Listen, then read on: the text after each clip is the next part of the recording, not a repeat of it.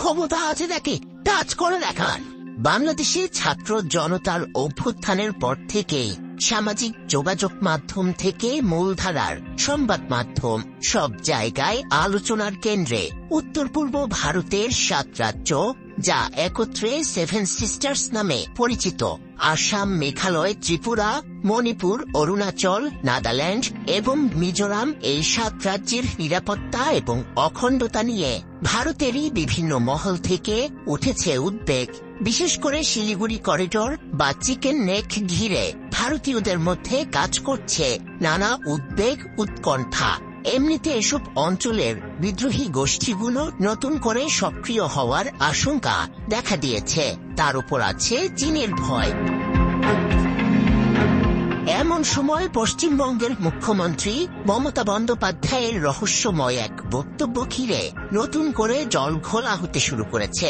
বুধবার তিনি স্পষ্ট ভাষায় বলেছেন, উত্তর পূর্ব ভারত অর্থাৎ 7 সিস্টার্স সহ গোটা ভারতে আগুন জ্বলে উঠবে, টলমল করে ছাড়বেন প্রধানমন্ত্রী নরেন্দ্র মোদীর গদি।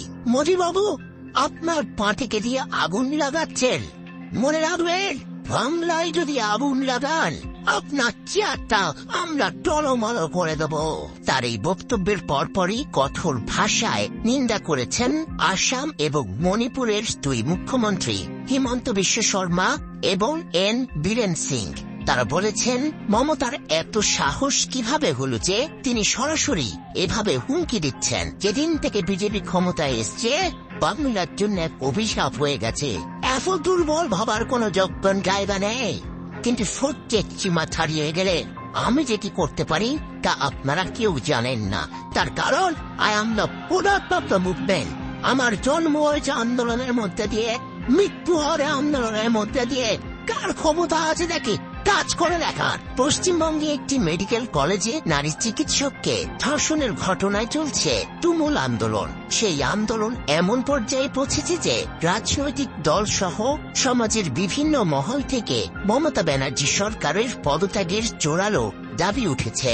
আর এই আন্দোলনে নেতৃত্ব দিচ্ছে মূলত বিজেপি।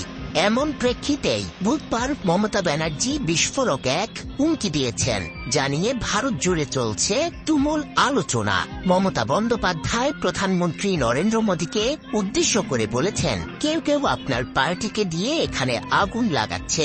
মনে রাখবেন, বাংলায় যদি আগুন লাগান তাহলে আসাম থেমে থাকবে না, উত্তর পূর্ব ভারত থেমে থাকবে না, উত্তরপ্রদেশ থেমে থাকবে না, বিহারও থেমে থাকবে না, ঝাড়খণ্ড থেমে থাকবে না, থেমে থাকবে না উড়িষ্যাও, এমনকি দিল্লিতেও আগুন থেমে থাকবে না। আপনার চেয়ার আমরা টলমল করে দেব। মনে রাখবেন, বাংলায় যদি আগুন লাগান আসামও থেমে থাকবে না, নর্থ ইস্টও থেমে থাকবে না, উত্তরপ্রদেশও থেমে থাকবে না, বিহারও থেমে থাকবে না, ঝাড়খণ্ড থেমে থাকবে না, উড়িষ্যাও থেমে থাকবে না, আর দিল্লিও থেমে থাকবে না। আপনার চেয়ারটা আমরা টলমল করে দেব। মমতা ব্যানার্জির এমন প্রেক্ষিতে ভারতের বিভিন্ন রাজ্য থেকে বিজেপির নেতাকর্মী প্রতিক্রিয়া জানাতে শুরু করেছেন। তবে তাৎপর্যপূর্ণভাবে প্রথম প্রতিক্রিয়া এসেছে 7 সিস্টার্সের প্রধান রাজ্য আসাম থেকে।